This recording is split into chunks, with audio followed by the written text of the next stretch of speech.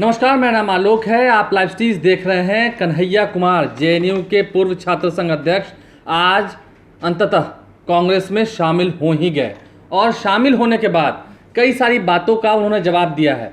Media ने जब उनसे सवाल पूछा, कई सारे सवाल पूछे, आपने तो कांग्रेस के खिलाफ कई बार भाषण दिया है, क्या कांग्रेस एक डूबती हुई नाव नहीं है जिस पर आप सवार होने आ गए हैं? आगे देश का क्या होगा? इन तमाम सवालों का कन्हैया कुमार ने बखूबी जवाब दिया है। ये तक कह दिया है कि आप खुलकर सवाल पूछिए, मैं देश का प्रधानमंत्री नहीं हूँ, मुझसे डरने की ज़रूरत नहीं है। क्या कुछ वो कह रहे थे, ज़रा सुनिए। मैंने ये नहीं कहा था कि कांग्रेस खतरे में है, हमने कहा देश खतरे में है, लोकतंत्र खतरे में है, आइडिया ऑफ इंडिया खतरे में है। आपने वो वीडियो देखा क्या, लाश के ऊपर डांस देखा ना? दिल पसीज गया होगा आपका। आपको नहीं लगा कि मैं इसके लिए कुछ कर पाऊँ, कुछ भी कर जाऊँ जो मैं कर सकती हूँ? आप जब सुनती होंगी कि बलात्कार हो गया किसी महिला के साथ, आपका गुस्से से जो है ना पूरा शरीर कांप जाता होगा। देश खतरे में है। पार्टियां तो बनती रहेंगी, पार्टियों की कोई कमी है क्या? हर शाम पार्टी होती है इस देश में। पार्टी नहीं बचाना है, देश बचाना है, और देश बचाने की मुहिम में जो पार्टी रहेगी वो पार्टी भी बचेगी। और मुझे इस बात को कहने में कोई दो राय नहीं है। मैंने जितना इतिहास पढ़ा है अभी तक का एनसीईआरटी में जो लिखा हुआ है, अब अगले बार 2024 में क्या लिखा जाएगा नहीं पता। उसमें तो यही है कि देश को आज़ादी जो है वो महात्मा गांधी ने, सुभाष चंद्र बोस ने, सरदार वल्लभ भाई पटेल ने, क्या भाई हार्दिक, इन लोगों ने ही दिलाया ना। यही लोग लड़े थे। जो माफ़ी मांगे वो वीर हो गए। आप सोचिएगा इसको। जो गोडसे को भगवान मानते हैं वो भाषण दे रहे हैं अमेरिका में जाकर के गांधी के ऊपर। हमारे गांव में एक गाना आता था, गांधी जी के भजन करे गांधी के हत्यारा। कितना अजीब लगता होगा आपको। देखिएगा वो फोटो जब हमारे देश के प्रधानमंत्री गांधी पे माल्यार्पण करते हैं। जीवन भर शाखाओं में कसम लिए होंगे कि गोडसे के सपनों का देश बनाएंगे और गांधी पे माला चढ़ा रहे हैं। See, I am not here to save the party, please, I am respecting you as a citizen, you can respect my right. देश खतरे में है, और ये सिर्फ मैं नहीं कह रहा हूं, ये मुझे लगता है आप भी सोचते होंगे। समझ रहे हैं, अंग्रेजी का वो फ्रेज है, dancing on dead, dead body पे कोई नाच रहा है। उस दिन खाना तो नहीं खाया गया। आप सोच के देखिए, आप इस पे विचार करके देखिए। मेरे गांव में अगर किसी की मौत हो जाए तो पूरे गांव में खाना नहीं बनेगा। हजारों लोग मर गए। देखे, 71 वर्ष की उम्र में प्रधानमंत्री के लिए सोहर गाया गया। नया बच्चा जब पैदा होता है ना तो पूर्वांचल में सोहर गाते हैं लोग। प्रधानमंत्री बूढ़े हो गए हैं, उनके लिए सोहर गाया जा रहा है। तब जब अभी तुरंत लाखों लोगों की जान चली गई, ऑक्सीजन नहीं मिल रहा था, अस्पताल में बेड नहीं मिल रहे थे। आप में से कोई भी ऐसा इंसान है जिसके कोई जानने वाले नहीं मरे हो इसमें, इस क्राइसिस में? इतना बड़ा क्राइसिस जिसके देश में हुआ हो अभी तुरंत, वो अपने जन्मदिन का जश्न मनाएगा? ये भोंडापन है। इस संस्कृति को बचाने की जरूरत है, और इस संस्कृति को बचाने के लिए मुझे लगता है कि कांग्रेस पार्टी में क्षमता मौजूद है। लोगों को यह बात पसंद हो या ना पसंद हो, हकीकत यह है कि पार्लियामेंट में सबसे बड़ी पार्टी कांग्रेस पार्टी है। इसीलिए इस पार्टी को यह जिम्मेवारी लेनी पड़ेगी, और उस जिम्मेवारी को संभालने के लिए मैं यहां आया हूं। Thank you news nation. I'll come to you.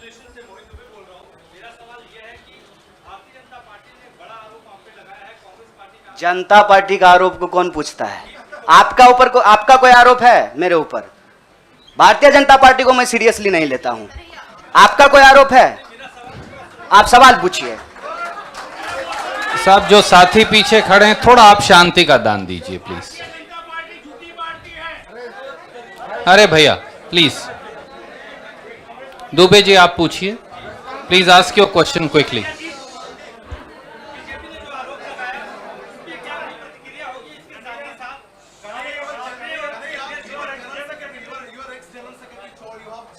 Yeah, please, you cannot interrupt. No, you have to have discipline. My humble request with folded hands. There is no, but yes, I am not Prime Minister. I will take your question. No, but democracy means that you should not supersede somebody who's asking question. That's what democracy is. Dubey भाई, आपका सवाल है, news nation से हैं। अच्छा, भारी जल्दी से पूछिए ना।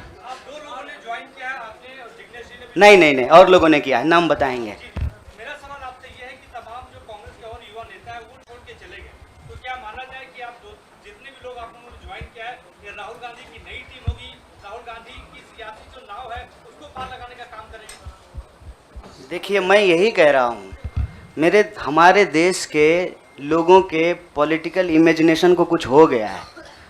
अभी क्या हो गया है मुझे समझ में नहीं आ रहा है। हमने आपके सवाल को अपने आप लेते हुए हमने अपने पूरे वक्तव्य को रखा। हमने कहीं भी कहा कि हम कोई टीम बना रहे हैं, बीसीसीआई थोड़ी है सर, मतलब टीम बना रहे हैं। मैं कह रहा हूं कि भारत की परंपरा, चिंतन परंपरा, सोच, जिस पे आपको गर्व होता है भारतीय होने के चलते, उस परंपरा को समेटने का, उसको आगे बढ़ाने का काम देश की सबसे पुरानी पार्टी कांग्रेस पार्टी ने किया है। उस पार्टी के पास एक ऐतिहासिक जिम्मेवारी है और इस देश का नागरिक होने के चलते, साथी जिग्नेश ने कहा, यह हमारी भी ऐतिहासिक जिम्मेवारी है कि कल को जब इतिहास लिखा जाएगा तो हमसे भी पूछा जाएगा, दुबे भाई आपसे भी पूछा जाएगा कि जब यह तमाशा हो रहा था तो हम क्या कर रहे थे। हमने वो कहानी सुनी है बचपन में, आपने भी सुना होगा। जंगल में आग लगी, एक कोयल अपने चोंच में पानी भर करके जंगल की आग बुझाने की कोशिश कर रही थी। जंगल की आग नहीं बुझी, या बुझनी होगी बुझ जाएगी। कम से कम कोयल का वह ऐतिहासिक प्रयास जो है वो इतिहास याद रखेगा। और ये जो आप कह रहे हैं ना, डूबती हुई नाव, देखिए कभी कभी ना इंसान को भ्रम होता है, जैसे टिड्डे को भ्रम होता है कि वो अपने पांव से आसमान टिका रखा है। हमको ऐसा कोई भ्रम नहीं है। मेरे अकेले से कुछ नहीं होगा। जब आप जुड़ेंगे, हम जुड़ेंगे, इस देश के संविधान में, आइडिया ऑफ इंडिया में भरोसा करने वाले लोग जो हैं, जिसको हम कहते हैं गांधी के सपनों का भारत, जिसको हम कहते हैं भगत सिंह के सपनों का भारत, जिसको हम कहते हैं डॉक्टर बाबा साहब भीमराव अंबेडकर के सपनों का भारत, जिसको हम कहते हैं बिरसा मुंडा के सपनों का भारत, सावित्रीबाई फूले के सपनों का भारत, श्री कृष्ण सिंह के सपनों का भारत, जगजीवन राम के सपनों का भारत, मौलाना अबुल कलाम आजाद के सपनों का भारत, उस भारत को बचाने की बात मैं कर रहा हूं। और सियासत, मैं बार बार कहता हूं, अगर सियासत सही होगी तो गलत लोग जो सत्ता पे काबिज हैं ना, मुझे भारत के लोगों पे बहुत भरोसा है। अरे हैं हम लोग थोड़ा सा आलसी, लेकिन जब आ गए ना अपने पे, 200 साल अंग्रेजों ने राज किया था, जब से भारत के लोग अपने पे आ गए ना, तो 1942 में भारत छोड़ो आंदोलन का जब नारा महात्मा गांधी ने दिया था, तो अंग्रेजों को भारत छोड़ करके जाना पड़ा था। और उस वक्त जो लोग अंग्रेज से पेंशन ले रहे थे, माफी मांग रहे थे, वो आज एनसीईआरटी की किताब बदल रहे हैं कि अपना नाम भी हम वीरों में लिखवा लें। इसीलिए मैं कह रहा हूं कि उस इतिहास को, उस चिंतन परंपरा को बचाने की जरूरत है। पार्टी अगर उस सिद्धांत पे चलेगी, संविधान के प्रियम्बल को रक्षा करने की कोशिश करेगी, पार्टी भी बचेगी और पार्टी सत्ता में भी आएगी। ऐसा मेरा उम्मीद है, ऐसे मेरी आशा है। Jainendra from ABP, can you please come forward and ask. हाँ, पूछिए जरा, एक सवाल पूछिए। हम एक आग्रह करें, आप लोग ना लड़ाई नहीं लगवाइए हमारे दोस्त के बीच में। भोरे से जो है ट्विटर पे आप लोग क्या क्या चला दिए हैं, और लोग हमको पूछ रहा है कि जिग्नेश का नाम काहे नहीं ट्रेंड कर रहा है। मैं आपसे आग्रह कर रहा हूँ, हम ना अलग अलग लोग नहीं हैं, यह मंच आपस में बटा हुआ नहीं है। तो सवाल जो है, सारा तोप का गोला जो है हमारे तरफ ही नहीं हो, मंच के तरफ मुखातिब हो, मैं भी जवाब दे दूंगा। Yes, Jainendra ji please ask your question.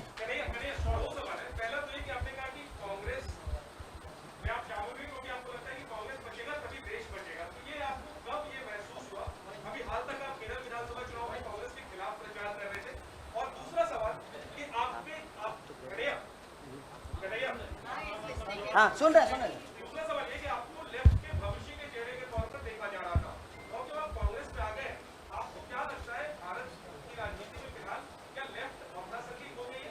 मैं चाहता हूँ दोनों पे डिटेल करें। बड़ा जैनेंद्र भाई बड़ा वैचारिक सवाल पूछे हैं, बहुत बहुत शुक्रिया जैनेंद्र भाई। एक तो देखिए, हमारी जो ये नई पार्टी है, इस पार्टी के जो संगठन के महासचिव हैं वो केरल से ही हैं। इनसे आप चाहें तो अकेले में भी पूछ लीजिएगा, कांग्रेस पार्टी के खिलाफ हमने एक शब्द नहीं बोला था। हम कांग्रेस पार्टी के खिलाफ भी बोले हैं, लेकिन केरल के विधानसभा चुनाव में नहीं, जेएनयू के प्रेसिडेंशियल स्पीच में बोले थे। देखिए, हमको हमारा इतिहास पता है और हम यही कहते हैं, इतिहास को तोड़ा और मरोड़ा नहीं जा सकता है। इतिहास इतिहास होता है।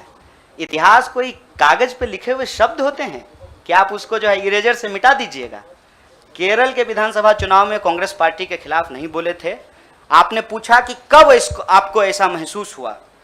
देखिए, महसूस तो मुझे राजनीति में आए हुए 18 साल हो गए हैं और मैंने हमेशा ये महसूस किया कि कहीं ना कहीं इस देश की जो राजनीतिक विरासत है वो भटक गई है। भूल भुलैया नहीं होता है, राइट लेफ्ट सेंटर घूमने लगा है और पता ही नहीं चल रहा है कि एक्चुअल आइडियोलॉजिकल पोजिशनिंग कहाँ है, उसके थ्रेड्स कहाँ पे हैं। तो मैं जैनेंद्र भाई, आपने वैचारिक सवाल पूछा है, एक ऐतिहासिक तथ्य आपसे साझा करता हूँ।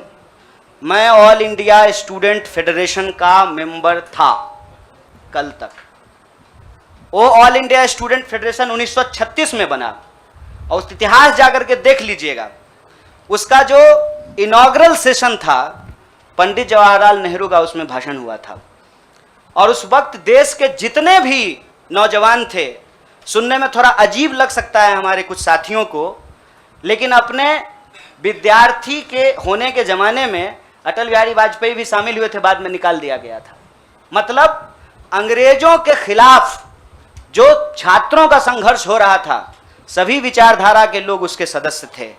और आपने जो वैचारिक सवाल पूछा कि आपको लेफ्ट के भविष्य के रूप में देखा जा रहा है, कौन कह रहा है कि लेफ्ट का भविष्य खराब हो गया है?